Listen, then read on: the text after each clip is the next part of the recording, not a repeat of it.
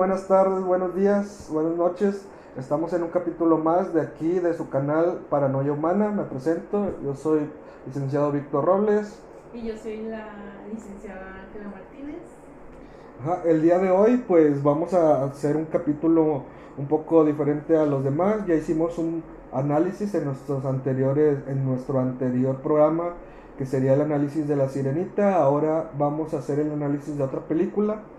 Una película que fue hecha desde hace más de 10 años, pero salió hace el del 2017, si no mal recuerdo, y que se llama Ana y Bruno. Esta película dirigida hacia niños, pero pues ya viendo la temática y viendo la película, pues creemos que vendría siendo como que un poco más para adolescentes y adultos. Bueno, también dependiendo de la perspectiva y dependiendo de qué significado le puedan dar los infantes, ¿no? Entonces, esta película más o menos nos explicas, Ángela, de qué se trata, la sinopsis general. Ok, bueno, yo creo que podemos hablar como los diferentes que podría o qué mensaje puede ser para un niño, para un adolescente y un Bueno, adulto. primeramente la trama en general. Sí, sí, sí, Ajá. nada más, como teniendo en cuenta esto, ¿no? Sí, O sí, sea, sí. como hacer el análisis de las tres partes. Bueno, la trama habla de, empieza con una familia que va en un coche y van rumbo a un lugar. Y luego llegan, se bajan, los papás se quedan platicando y la niña se va a ver al mar, ¿no? Era una niña pequeña con su mamá y su papá. Y pues todos los padres se ven como algo tristes, ¿no? O sea, su mirada es triste, incluso se dan un abrazo y ya el papá se va y no se despide de la niña, ¿no? Y la niña corre detrás del carro y ya la mamá entra con su hija a, pues al lugar en donde llegaron y ahí pues ya era como una instancia, ¿no? Ajá. Pero que realmente era un psiquiátrico, ¿no? Viene a representar un psiquiátrico donde había más personas que también estaban ahí.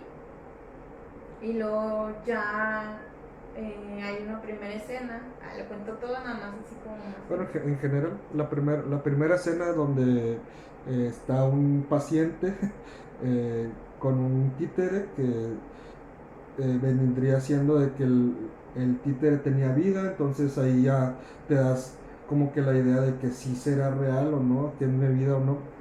Meten al paciente, se le dicen que lo van a llevar al tercer piso. Hasta el momento no sabemos qué es el tercer piso.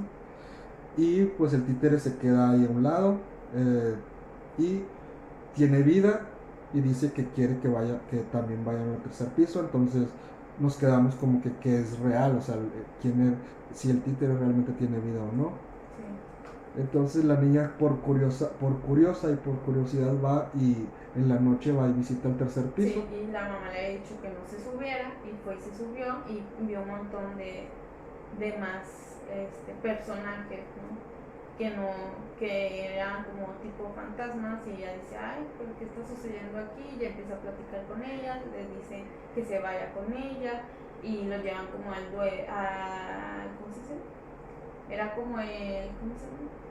¿Qué? El entierro, ¿no? Del títere, Ajá, ¿no? O era como como un funeral, un funeral. ándale, era el funeral del títere, porque pues ya Ya. como llevaron a su paciente al tercer piso y ay, creo que todavía no pasa en la escena del electroshock, ¿verdad que no? No. No, bueno, entonces desaparece el títere, entonces los demás fantasmas, por decirlo así, empiezan como que pues sí, como a despedirse porque creo que tenía una esposa y así, entonces ya ahí quedó, esa sería como que la primera escena, ¿no? Y después la escena del dragón, aparece un dragón con fuego y Ana, la niña, se asusta y regresa corriendo con su mamá y le dice, mamá, es que hay un dragón y nos quiere hacer daño. Y luego la mamá dice, ¿qué? ¿Con dragón? Y se asusta y luego ve la mamá el dragón y luego empieza a atacarlas y ellas se salen corriendo y en eso entran unas enfermeras. Ya vendría siendo esa escena como que la que los pone más en contexto. Sale la mamá muy asustada diciendo que hay un dragón de fuego que los quiere atacar. Las enfermeras, pues obviamente cuerdas, le dicen que has hecho un desastre, cómo has hecho esto, que tenemos que cambiar al tercer piso. Entonces ahí ya nos damos cuenta que el desastre probablemente pues lo hizo ella y que no existe un tal dragón. Claro, o sea, existe para ella. Existe para ella, pero para las personas cuerdas normales, entre comillas, no existe, ¿verdad? Sí, entonces después de eso se la encierran a la mamá y el dragón sigue ahí como que atormentándola y le dice a Ana que vaya a buscar a su papá. Entonces ahí es donde entra como la segunda parte, que es cuando Ana va a buscar a su papá y se sube al tren y los demás fantasmas van y la acompañan. Entonces ella va en la búsqueda de su papá y luego llega a una estación, se topa con un chico, no me acuerdo el nombre del chico, pero él no miraba, ¿no? El ciego. Él era ciego. Y luego en la estación dice, mira, los demás fantasmas decían, mira, aquí también, aquí afuera también hay muchos como nosotros o algo así. Y había más fantasmas por ahí rodando, ¿no? De las personas que están afuera, ¿no? Que están conviviendo en la sociedad, ¿no? Ajá, sí, así es. Y también como que se sorprendieron los demás fantasmas. Entonces ya se van y buscan al papá y luego Ana se da cuenta que como que piensa que tiene otra familia y se pone triste y luego dijo, bueno, vamos a mi casa. Porque no sabían a dónde ir, ¿verdad? Pues mi papá ya tiene otra familia, bueno, yo me voy a mi casa, y fue a su casa y se dio cuenta que pues ya estaba toda destruida, que estaba como pues sí, que había habido un incendio ahí, y luego ve a su papá ahí hablando con ella simbólicamente y ella se acerca y luego se da cuenta, y luego su papá se va y la traspasa.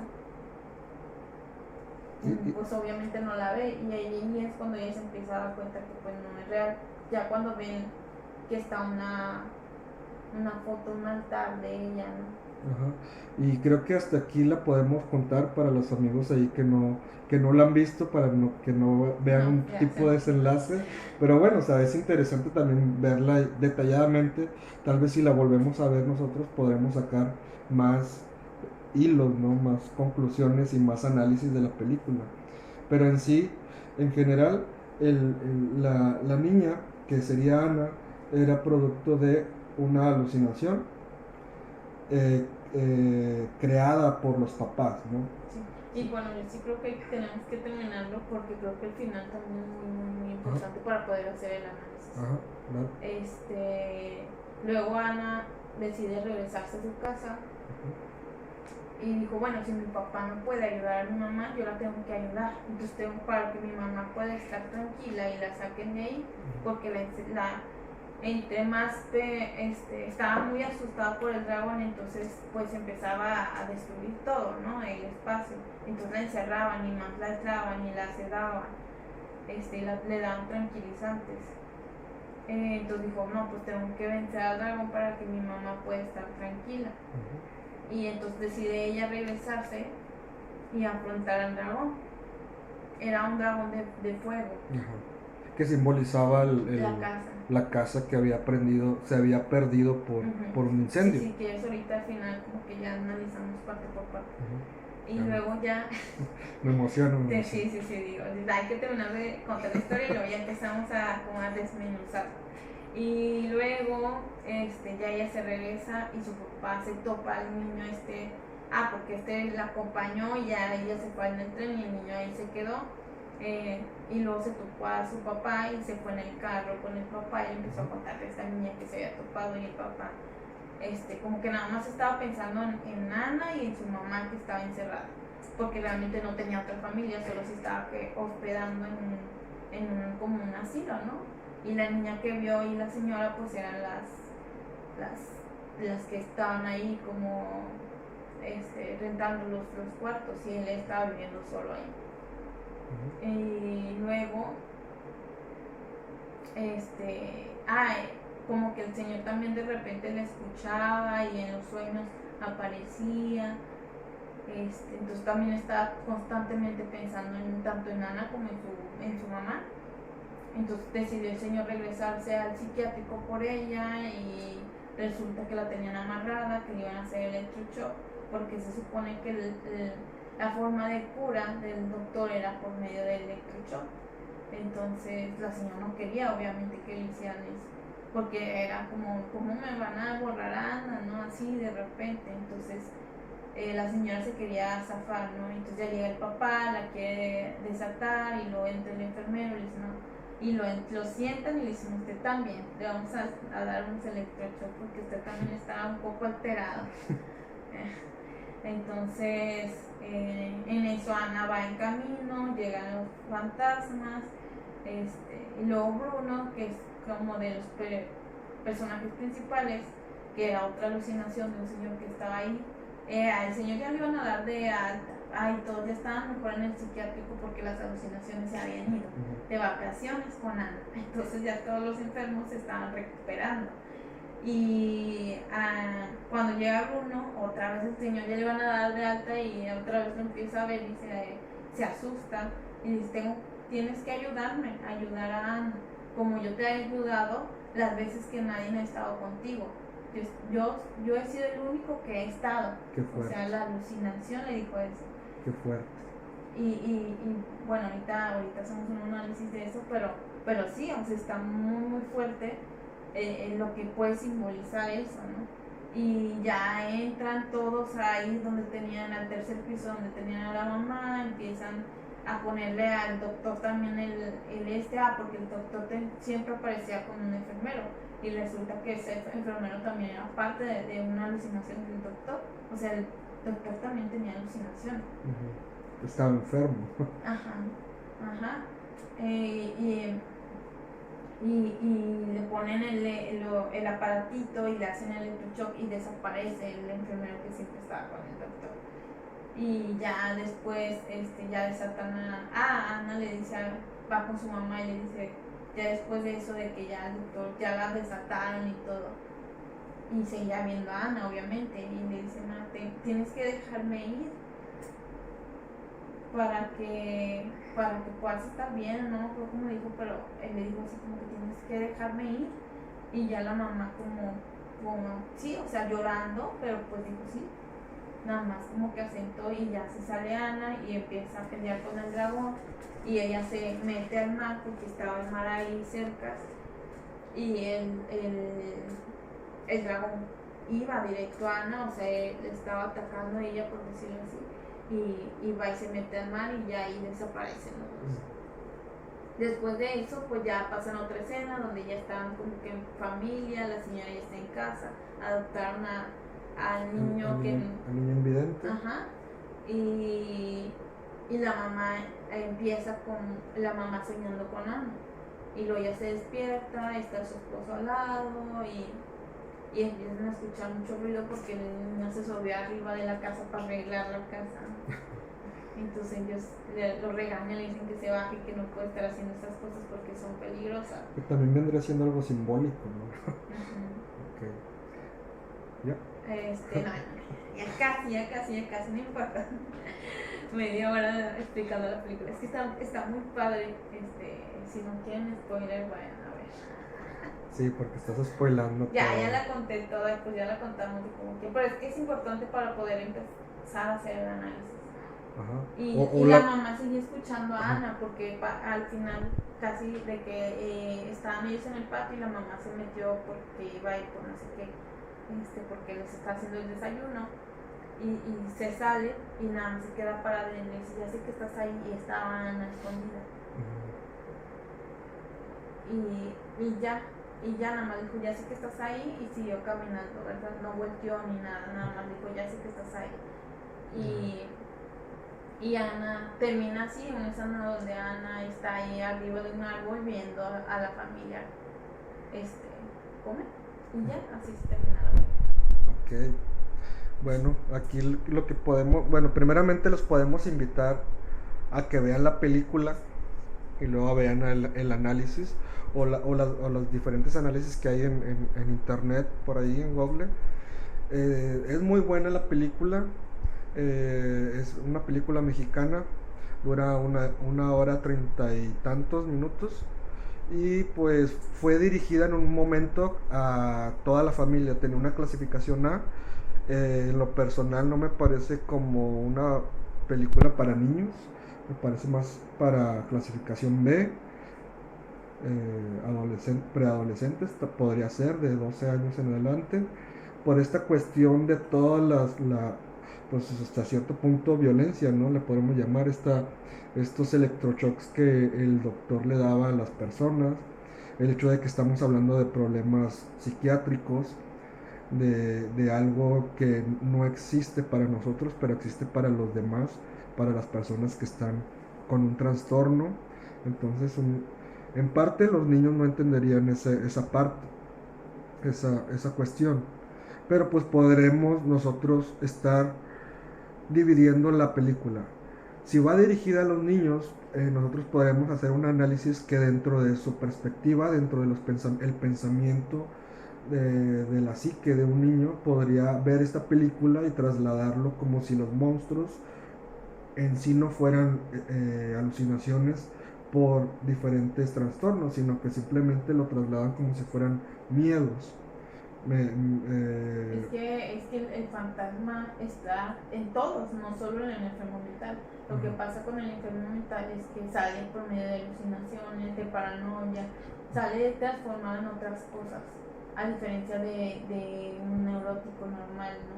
Pero el fantasma siempre está, o sea, el fantasma, por ejemplo, de la mamá era de que su hija se murió, o sea, era, mi hija ya no está, el miedo, ¿no? De pues lo que implicaba de que la dañaron, el dolor que implicaba, pero pues no todos los que sufren una persona tienen alucinaciones, pero todos tienen esa fantasía o ese duelo de perdí a alguien querido.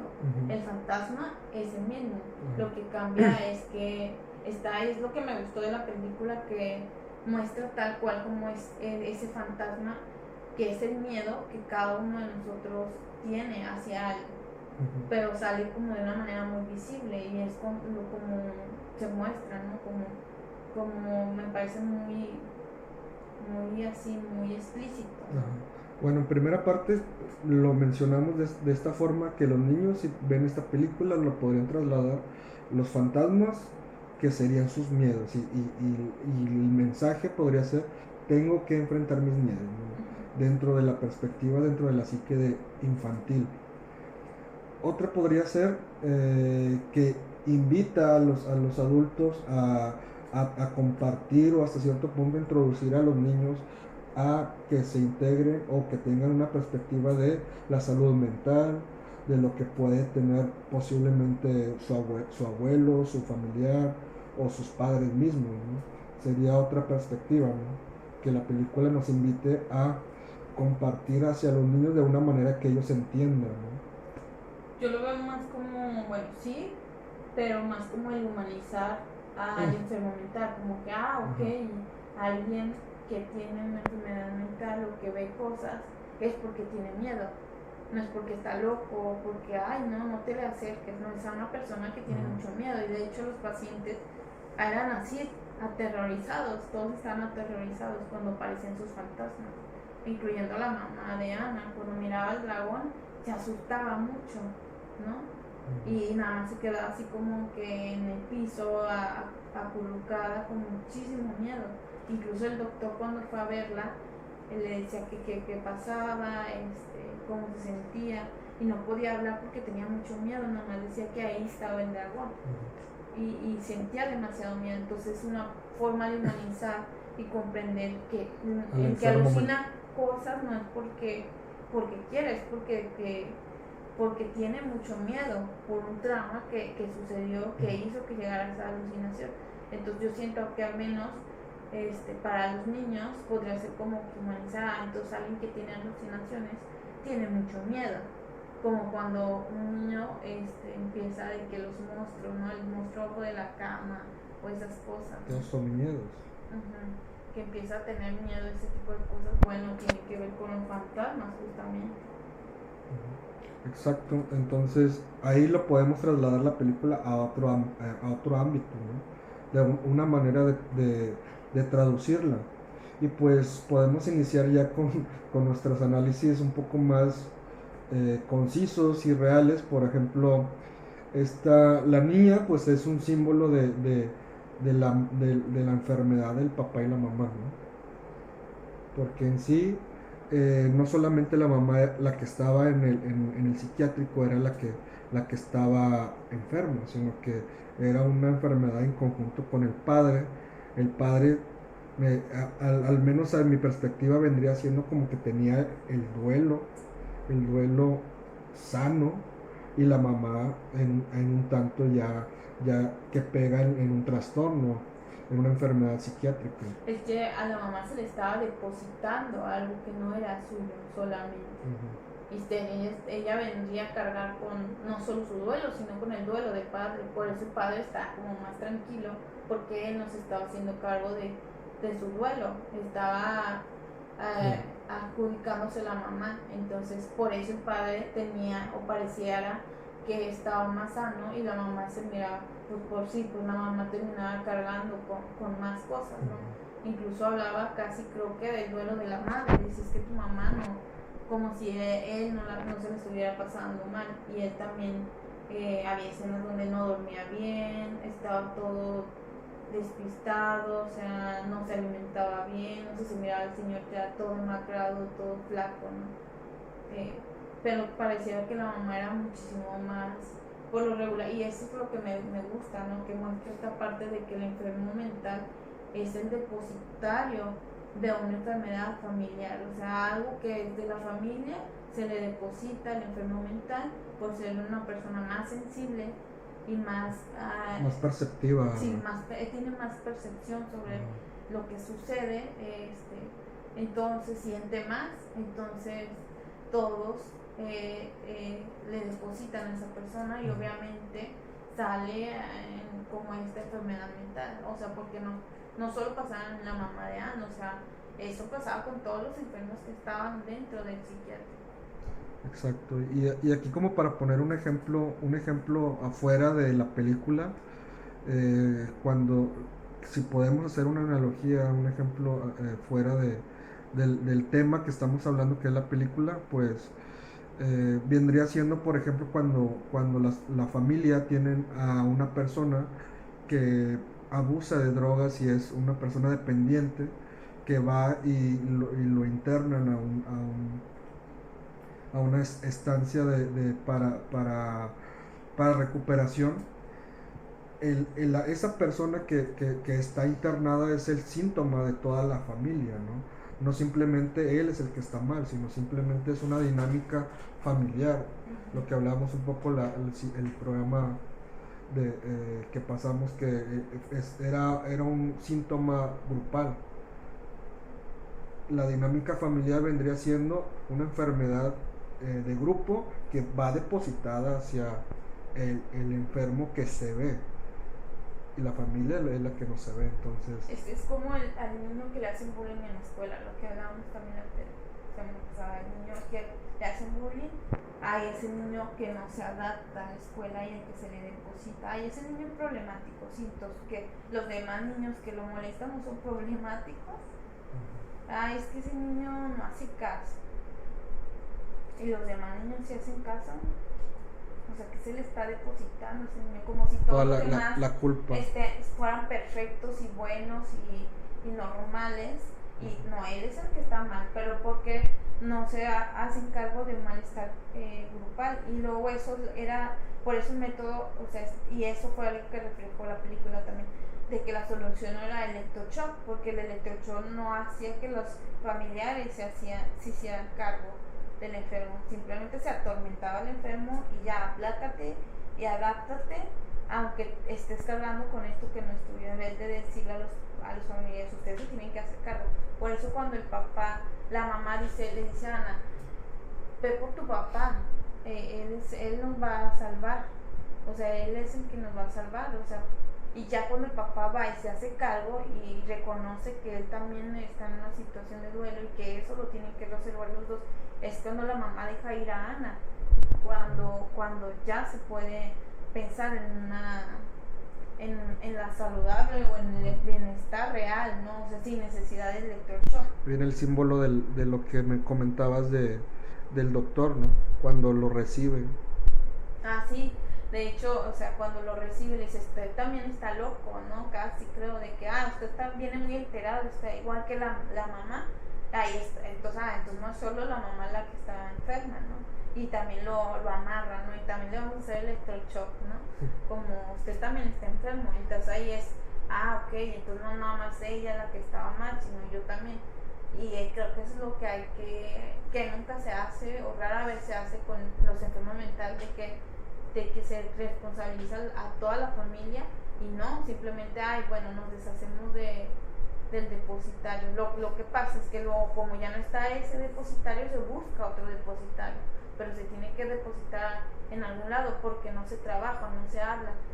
Y está ese fantasma grupal que es de la familia cargándolo a alguien, ¿no? Que luego se puede convertir en un fantasma real, como resulta lo en la esquizofrenia, que está la persona hablando de eso cuando realmente no es solo de esa persona.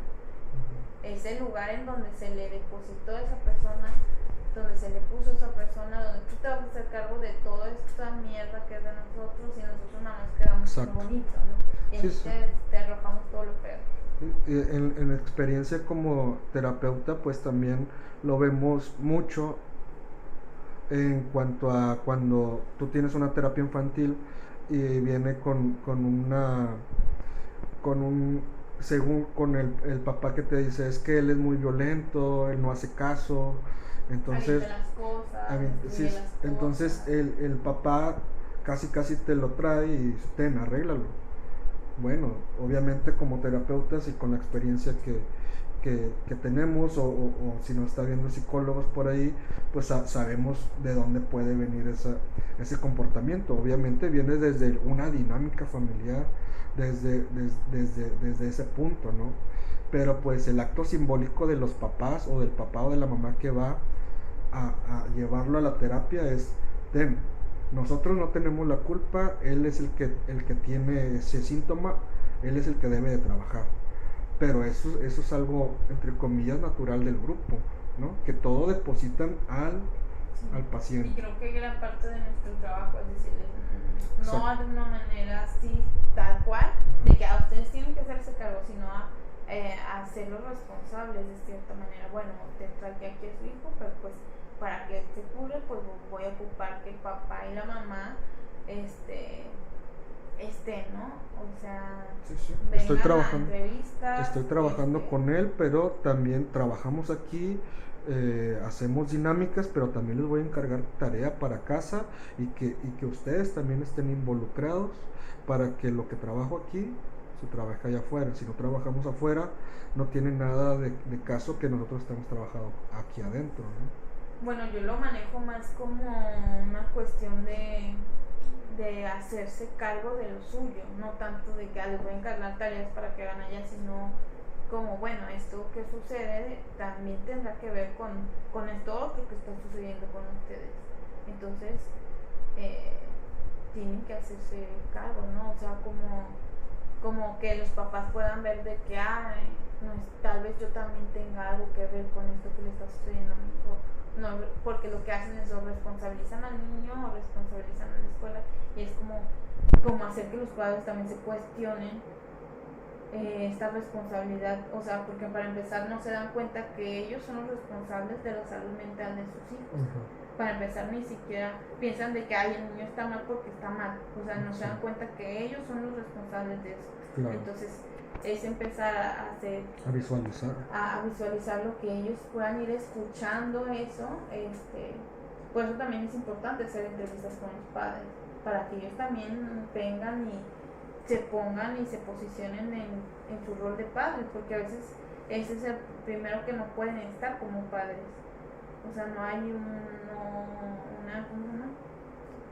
registro de que son padres a veces, ni siquiera existe el registro. Hay el deseo de ser padre, tengo a mi hijo, no es que no se quiera, pero no aparece el registro de, bueno, yo soy el padre de este niño, no está. Entonces como que ellos puedan ver o verse, ¿no? Reflejados a partir de esto que les sucede al niño, ¿no? Sí, sí. Bueno, un poco ya nos salimos un poco al tema, pero Sí. tiene mucho que ver. Los simbolismos dentro de la película son muy buenos, y como lo manejan los guionistas, los escritores, me parece demasiado bueno cómo es trasladada con los monstruos, ¿no? Esta cuestión, la paciente que estaba obsesionada con los tiempos, la perfección, el paciente que tiene problemas, era la taza de baño, era una mano gigante. ¿Cuál otra más? El elefante. El elefante rosa, la elefante La rosa. elefante rosa, no sé qué era, pero era como un monillo así borrachín. Que era el alcohólico, me Sí, el imagino, ¿no? alcohólico. Ajá. Y es interesante porque es un brote lo que hizo que una ruptura, porque esos fantasmas todos los tenemos. O sea, todos a veces estamos de que, ay, no, tengo que estar a tal hora y tengo que estar, y hay mucha gente muy perfeccionista en cuanto a, ay, tiene que ser así en ese momento, o que tienen una rutina muy establecida y muy obsesiva, ¿no? O la cuestión de la envidia, ¿no? Que parecía mucho que era mucho de amor propio, de no sentirse suficiente para el otro, lo de la elefanta, ¿no? Elefante. Que estaba ahí rogándole al Bruno, y el Bruno, ay, me esto para allá. Un parte de histeria y...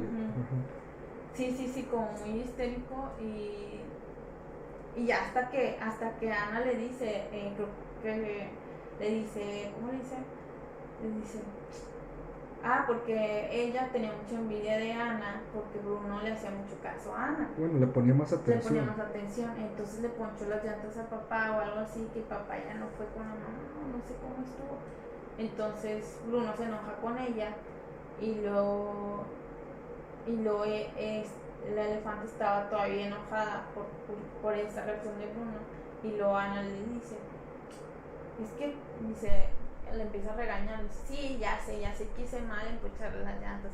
No, estás mal por permitir que Bruno te hable así, por permitir que Bruno te trate así, tú no te mereces eso. Como el amor propio, ¿no? Sí, lo que hablamos la vez pasada. Y esos fantasmas también se escuchan afuera normalmente. ¿Qué es lo que pasa? Que hay un quiebre, algo muy fuerte que tuvo que haber sucedido para que ese malestar, ese fantasma que todos tenemos, se colapsara, por y ahora decirlo sí así. sea un verdadero trastorno. Ajá, sí, se convierta ahora sí en un trastorno. Pero los fantasmas están ahí afuera, o sea, por eso esto se me hizo también muy simbólico cuando estaban en el tren y vieron más fantasmas. Sí, es que todos tenemos fantasmas. Estaban en la estación del tren, y dice Bruno sí. Creo que es el que mencionó, mira que hay más de nosotros, y estaban conviviendo con las personas normales, ¿no? Acá afuera de la sociedad, ¿no? Y no estaban dentro de un psiquiátrico. Ajá. Y es que lo que hace que estén en un psiquiátrico es que ya es una alucinación, se convierte en esquizofrenia, justamente, ¿no? Algo real para los pacientes. Sí, ya el fantasma es tan grande que se convierte en algo real, aunque no sea real. Y pasa mucho, por ejemplo, esto del COVID, ¿no? O sea, ay, es que me voy a enfermar, es que me va a dar COVID y me voy a morir. Bueno, eso es un fantasma. Puede que pase, puede que no, pero no por eso vas a dejar de llevar tu vida cotidiana y de trabajar, o sea, te tienes que adaptar a lo que está sucediendo. Y es cuando uno entiende eso y empieza a lidiar con la incertidumbre, dice, bueno, sí, me da miedo hacer esto. O sea, esas personas que te da miedo hacer algo, pero lo haces, y ya cuando lo haces dices, no es tan terrible como lo había imaginado, ¿no?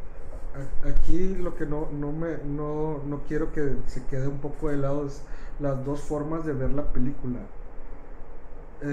más reales, que sería esta cuestión de los trastornos mentales, verlos, visualizarlos, verlos desde este punto caricaturizado, pero diciendo, oye, aquí están viviendo, lo podemos vivir, son reales.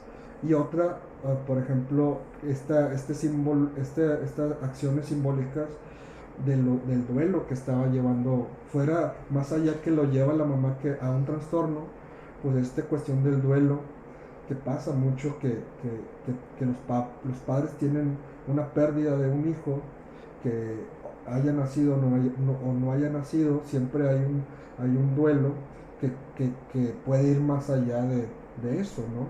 A lo mejor no pasa tanto a un trastorno psicológico, pero pasa de que no tiene un duelo sano. Entonces, lo que nos transmite la película es de que lo llevemos de alguna buena manera, que lo llevemos de una manera sana, pero que nos advierte de algo más fuerte, ¿no? Y nos invita a eso, y no nada más es con un hijo, puede ser con un padre, ¿no?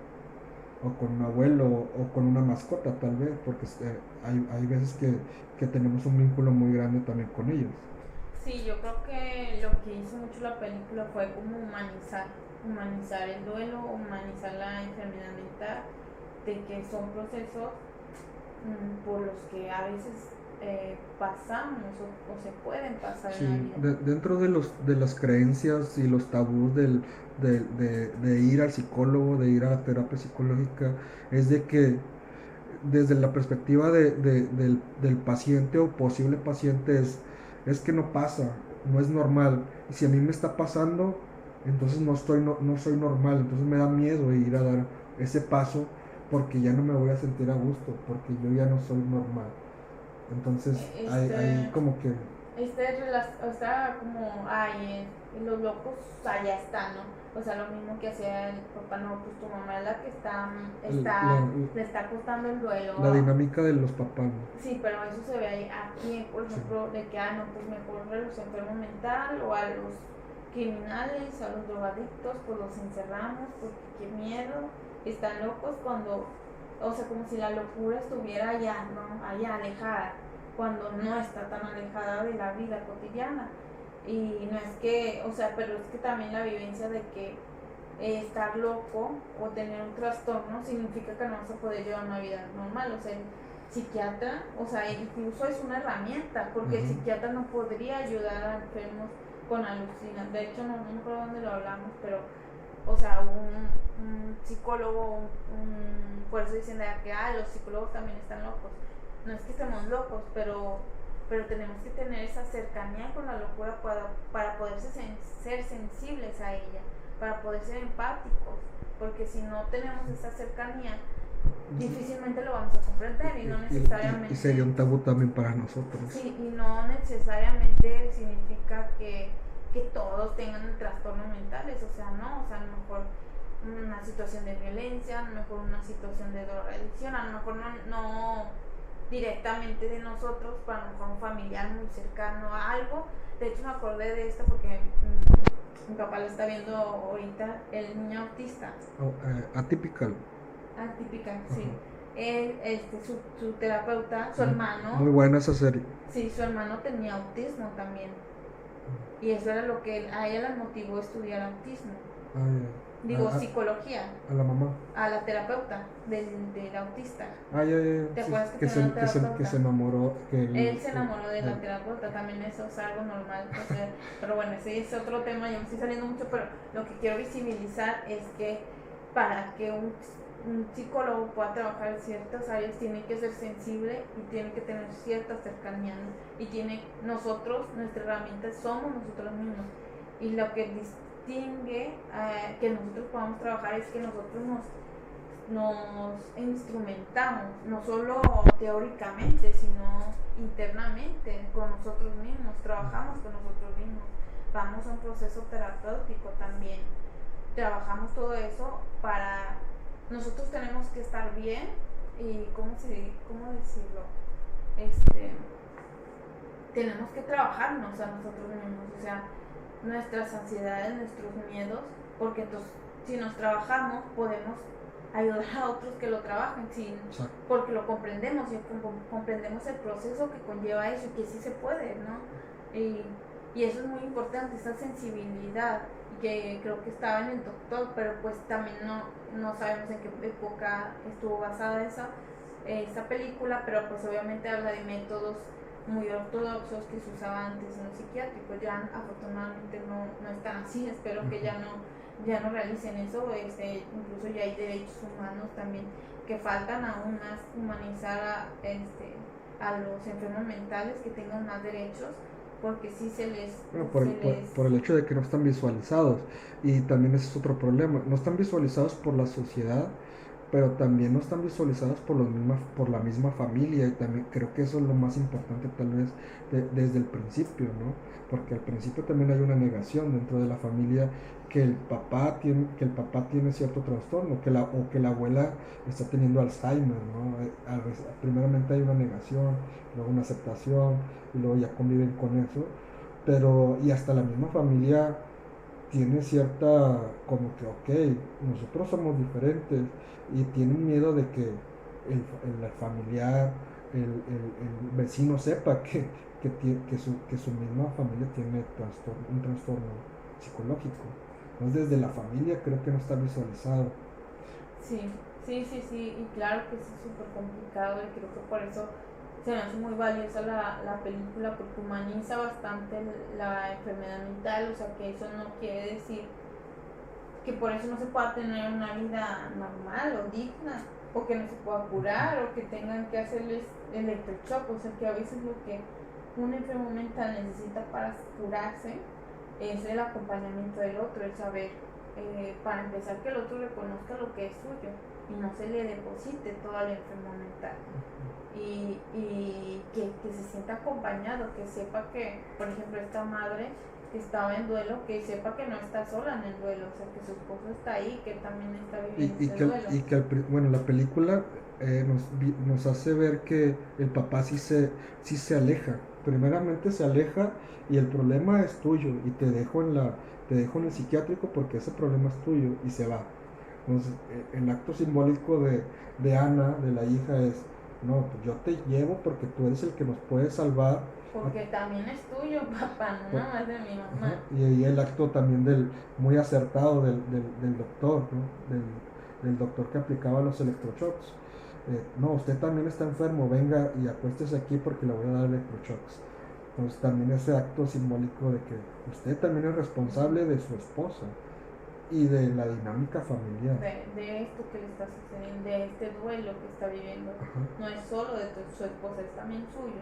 Ajá. ¿No? Entonces es como responsabilizarse de lo propio.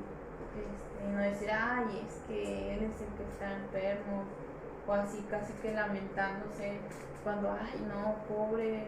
Hay muchos tipos de confrontamiento dentro de ese tipo de vivencias dentro de la familia, ¿no? Hay una forma de victimizarse tú como tú responsable de él, o de negarlo, o llegar a una dinámica que no es sana ni para el paciente ni para la familia. Entonces no lo confrontas de una buena manera. Entonces de esa forma, qué bueno que existen películas como esta que visualizan eso. Sí, y ya, pues yo creo que es todo. No sé Sí, si quieres concluir con pues algo. en conclusión es una película muy buena. No es apta, para mí no sería muy apta para niños menores de 12 años, pero pues es muy acertada en cuanto a toda esa forma de ver, o que la película quiere mostrar hacia afuera, ¿no? Es muy buena tanto para los psicólogos como para las personas que están viviendo un duelo, o que quieren, o que tienen un familiar con un cierto trastorno, o simplemente como información general, ¿no? Que sería importante también hacerlo. Pues creo que todos deberían de saber que no, una enfermedad mental no significa que tengas que deshumanizar a las personas, no significa que esa persona ya no sienta o ya no sea humana, porque incluso se ve como si fuera un extraterrestre, o alguien fuera de, o sea, como, o sea, ella no siente como nosotros, cuando se siente igual pero más intenso, ¿no? O sea, son a veces emociones muy intensas, muy fuertes, y que no se debe de marginar o alejar o distanciar, sino al contrario, es cuando más deben de sentir la cercanía de su familia. Ajá, exacto. Ahorita, bueno, creo que es muy buena la película, la recomiendo ampliamente. Y pues películas como esta a lo mejor viene siendo un poco no tan apegado a este tipo de temas, pero si es para visualizar las emociones, pues sería la película Intensamente. Creo que también sería bueno tratarla o visualizarla, analizarla aquí en el canal. Una película también que acabo de ver hace poco, que es película desde niño que la vi, no sé si la has visto, Mi Primer Beso, con Macaulay Culkin, Me que es suena, mi pobre angelito. pero no me acuerdo. Ajá, es una película muy buena que la dinámica era de él y la niña trabajaba, bueno, no trabajaba, vivía que en su casa con su papá es viudo, su papá era funerario, entonces daba servicios funerarios, entonces ella estaba muy apegada a la muerte y para ella era normal y sabía mucho de las enfermedades por las cuales morían las personas, entonces ella estaba en esta dinámica. Entonces ella tiene que ver mucho con el duelo en la película y el acercamiento que ella como niña tiene a la muerte. Entonces, pues también es muy interesante. Te la recomiendo. Se la recomiendo. Entonces, no sé qué conclusión puedes dar tú, Ángela. Pues eso, o sea, creo que es importante visualizar que una enfermedad mental no imposibilita, no significa que la persona ya no pueda llevar una vida normal, que ya no pueda tener una vida digna. Incluso pensaba una película también que hablaba de una persona que tenía, ay, es que no me acuerdo cómo se llama la película, también esquizofrenia, y que ganó, esa está basada en hechos reales, el premio Nobel de la Paz, que creo que era profesor o algo así. Esa película también está muy buena, y pues eso, que no por tener una enfermedad mental No seas funcional. sí, o no puedas tener una vida digna, o sea, tener un trabajo, tener una familia, incluso hacer cosas importantes, ¿no? Se me ocurre hacer un video de una lista de 10 o 15 películas psicológicas buenas para transmitir, ¿no? Estaría chido. Sí. Okay. Bueno, ¿tú qué conclusión llegaste? Pues yo ya las conclusiones ya las dije. Me parece una muy buena película para visualización y humanización de las personas que tienen un trastorno. Y pues creo que eso sería mi conclusión. Una muy buena película para visualizar y humanizar los trastornos psicológicos. Bueno, lo dejamos por el día de hoy. Y como una buena recomendación. Ok, muy bien, perfecto. Lo dejamos por el día de hoy. Espero que les haya gustado este pequeño microanálisis de la película de Ana y Bruno. Como siempre nos desviamos un poco del tema, pero creo que va encaminado a lo mismo. Y los invitamos a ver los videos anteriores, los videos posteriores también.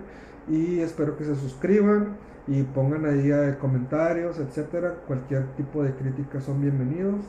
Y pues volvemos a lo mismo, este tipo de contenido lo hacemos para transmitir nuestro poco, mucho conocimiento, invitarlos a la investigación y que también ustedes tengan su propio juicio, también tengan sus propias conclusiones de los temas que hablamos aquí, tanto de psicología, sociología y todos estos temas que nos interesan. Entonces, pues que tengan una buena tarde, buenas noches, buenos días y hasta la próxima. Adiós. Hasta luego.